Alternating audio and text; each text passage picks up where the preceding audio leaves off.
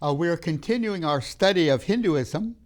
In our last session, we looked at the broad, basic belief structure of Hinduism.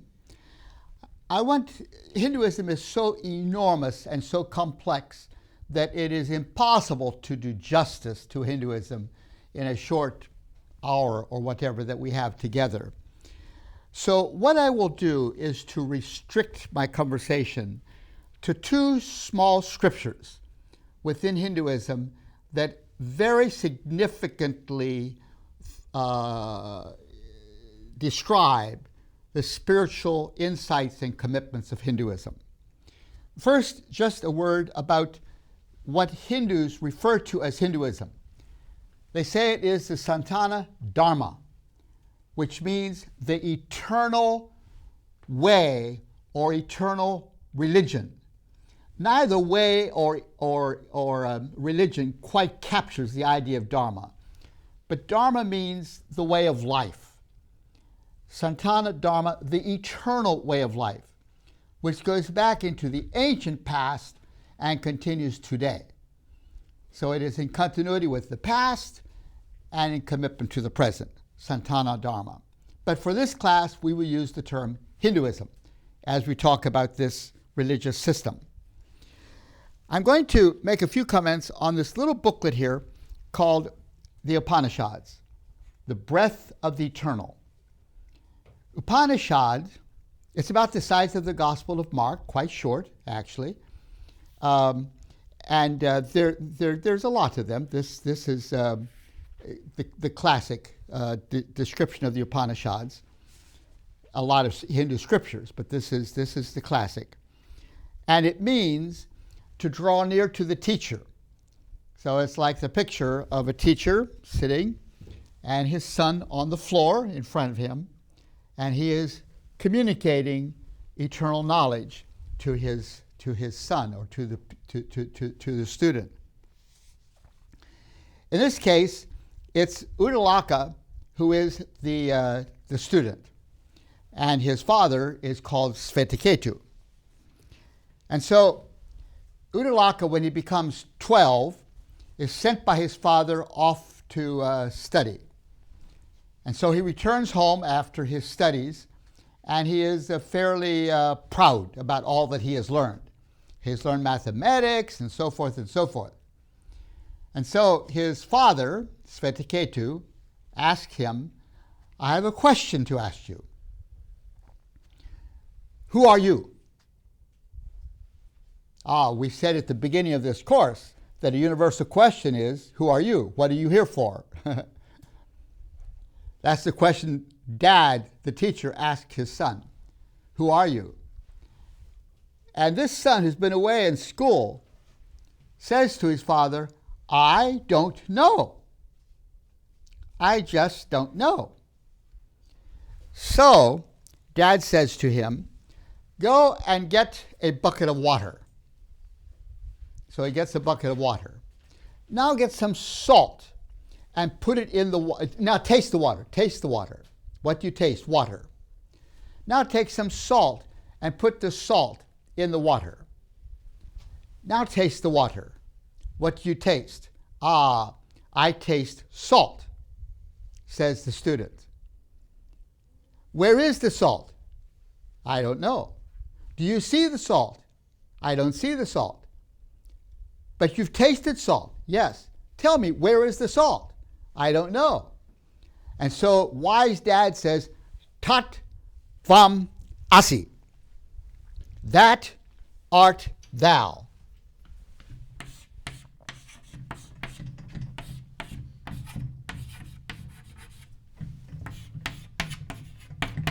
That art thou. Nothing.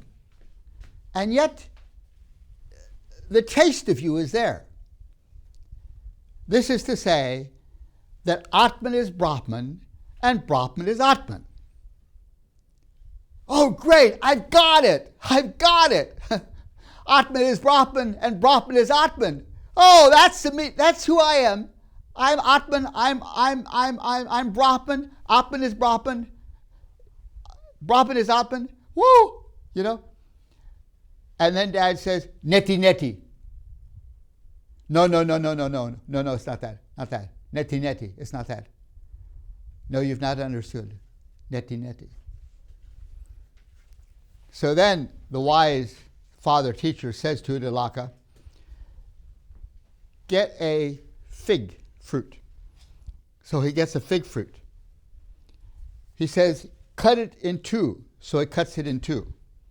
What do you see in the fig fruit? Oh, I see seeds. Get one of those seeds. Cut it in half. Open it up. What do you see? Nothing. There's nothing there. Ah. Atman is Brahman. Brahman is Atman. The nothingness within that seed is you.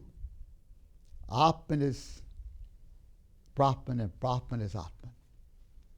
Oh, says Uddalaka, I've got it. Yes.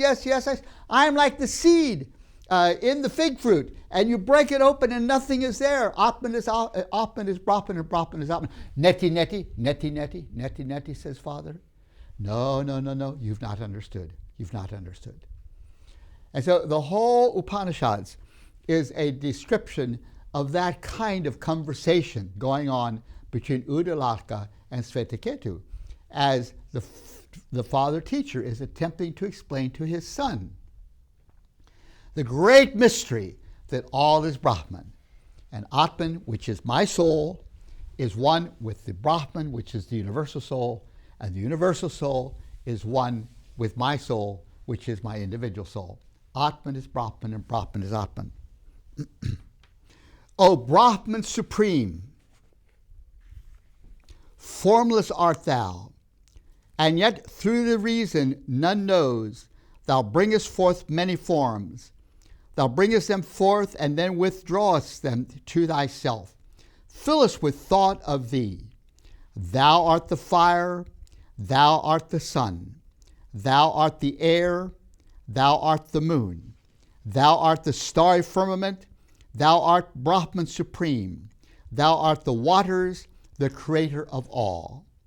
Thou art woman, thou art man, thou art youth, thou art the maiden, thou art the old man tottering with his staff, thou the faces everywhere. Maya is thy divine consort. Wedded to thee, thou art her master, her ruler. Red, white, and black is she, each color a guna. Many are her children, the rivers, the mountains, flower, stone, and tree, beast and bird and man. In every way, like thyself, thou art in flesh, forgetting what thou art. Unitest with Maya, but only for a season, parting from her at last, thou regainest thyself. A description of Brahman. All is Brahman. Everything is Brahman. Now, what is this term Maya that slips in there? Maya means illusion. Maya means illusion. But neti neti, you haven't understood it. Neti neti. Maya is illusion. Maya is to believe that the phenomenal world that we see and handle is real. To feel that this book I have in my hand is a real book, that's a deception. The book is Maya. The phenomenon of book is really an illusion which clothes the universal Brahman. And so we think we have seen Brahman, but we really have not. The book is only an illusion of reality. It's not the reality itself. With that sort of conviction, one could see why Hinduism has never given itself to a careful study of history. Why would you study history carefully if the phenomenal world is really an irrelevant illusion that you should somehow cease to think in terms of that illusion? Why would you do that? History is just an illusion. In dramatic contrast to the Bible, for example, where history is taken very seriously. I read through the Bible once every year, and I'm always impressed with the drama of history that page after page after page in that book describes, taking it very seriously. history as real. But within Hinduism, this Maya concept that since all is Brahman, the phenomenal world, the historical events are really an illusion. They really are not an accurate projection of reality as it really is. Note this poem here again. O Brahman supreme, formless art thou, and yet, though the reason none knows, thou bringest forth many forms, thou bringest them forth, and then withdrawest them to thyself, fill us with thoughts of thee. All is Brahman. The conversation between Svetiketu and Uddalaka. And so in that case then, sin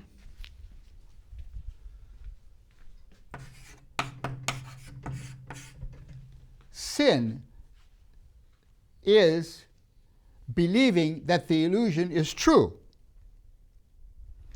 Sin is referred to as avidya.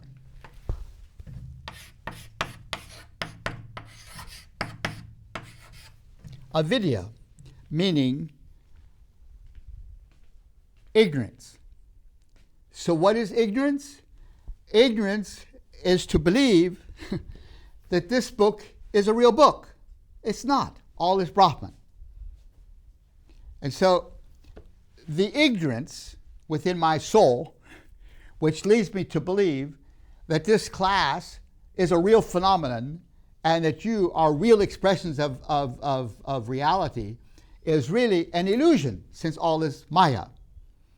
And so to think that the illusion is real is therefore ignorance.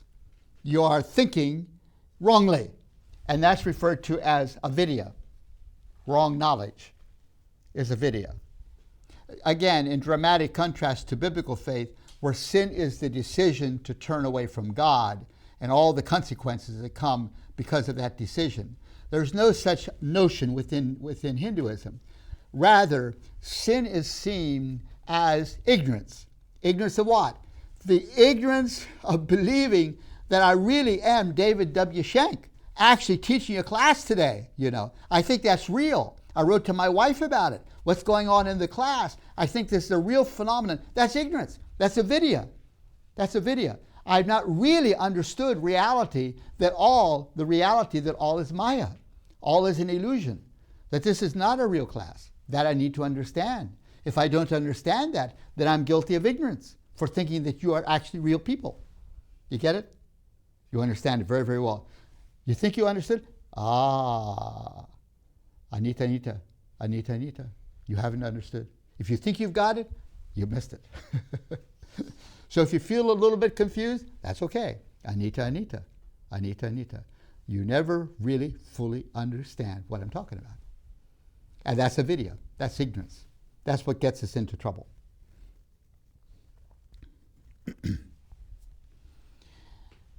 Now, within this Upanishadic worldview,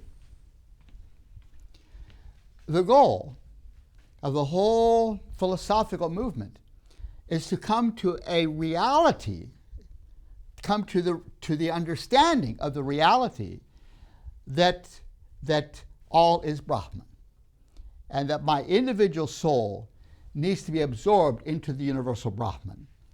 And so, like we said the other day, we're on this cycle of reincarnation, going round and round and round. And the goal is to get off this cycle. That's the goal, to get off the cycle and to become absorbed into the universal Brahman. That's what we're about, what we should be working at. How do you do that?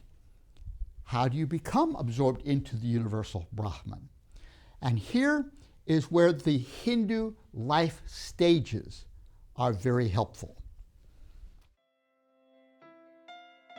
TVS Seminary is a great way to invest in the kingdom of God. Please consider making a donation to support this effective educational and outreach ministry today. We exist upon your gracious giving. Please donate to support TVS Project's continuation and growth. For more information, visit tvsseminary.com.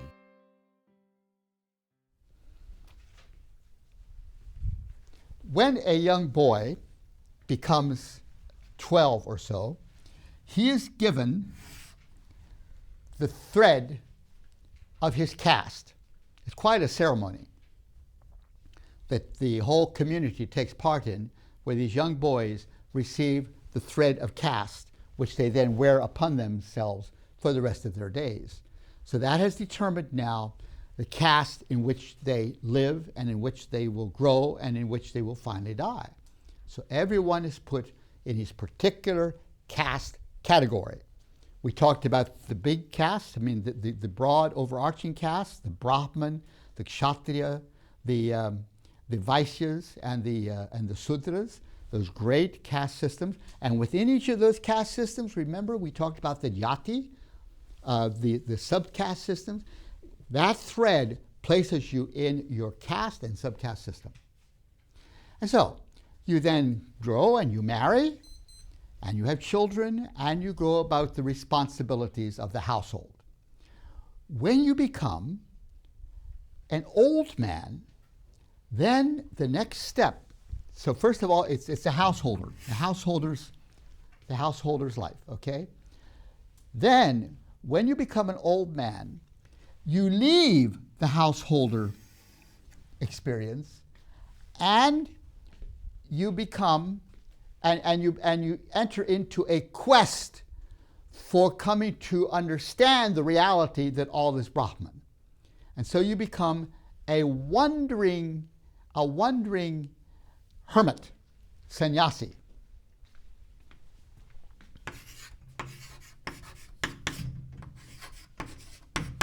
So you become a wandering hermit, making your living by begging for food and things like that.